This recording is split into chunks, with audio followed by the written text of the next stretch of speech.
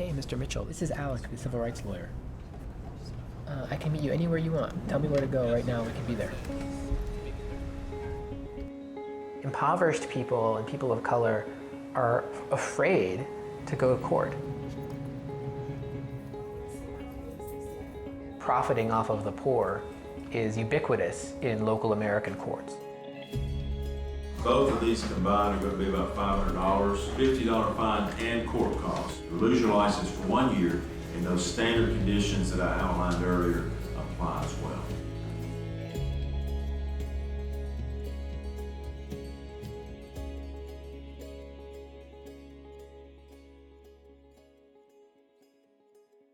We wanted to start a nonprofit organization that was tackling inequality against the poor.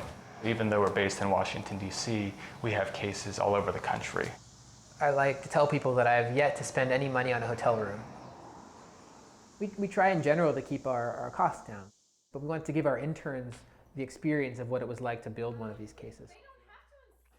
We were able to sleep on some sofas and some floors. For food, we make big pasta dinners and rice and beans. Cook together every night and talk every night about what we'd seen that day. Well, they might not always be silent. I think they won't always. One of the nicest things about this job is you can see an injustice and you can just go and rent a car and talk to people who it's happening to and maybe help them. The face-to-face interaction is the only way to bring the kinds of cases we bring. Hey, how are you? Hey, come on in. Okay.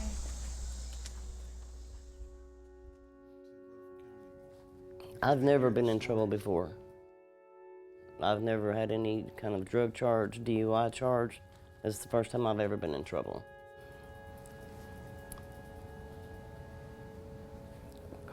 Why do I have to stress going to jail versus whether I pay my electric or feed my family? I shouldn't have to. But I do.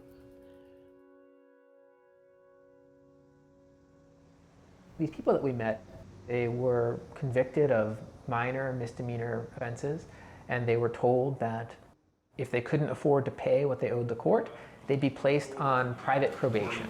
Then you're probably going to do some jail time, okay? Yes, sir. All right, good luck to you.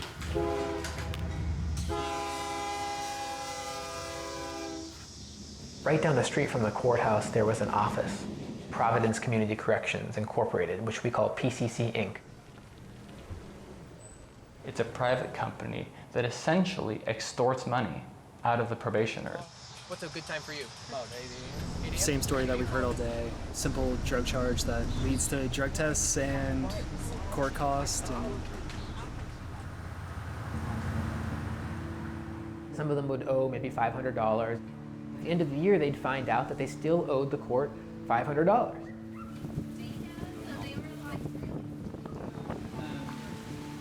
When I first got out, they wanted you to bring like $150 as soon as you get out of jail. You know, that's ridiculous too because you don't have no money, you've been in jail. I feel like they're just trying to drain you dry. Yeah, I had all my papers and I went up to the courtroom because I was talking to my girlfriend about it and I told her, I said, well, you know, it seems like they don't want me to come.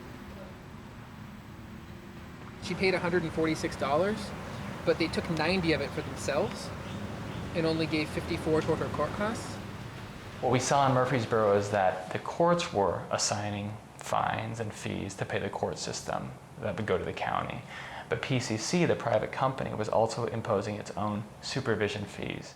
I can't come up with $400. I said, I only make $767. But I said, I don't have it. Last Tuesday, if I didn't bring in $400 and I don't start paying something, that I'm going to get violated. And if I get violated, that means I go back in front of the judge and they can make me serve 11 months, 29 days jail time.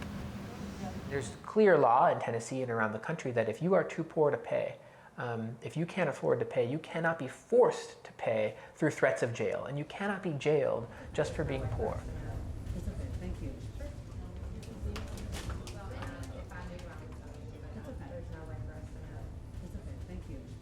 Is Murfreesboro going to realize what they've been doing is wrong? And now's an opportunity for them to change? I'll reset your case to September the 24th. Or are they going to drag this through the court system and make it a very long battle?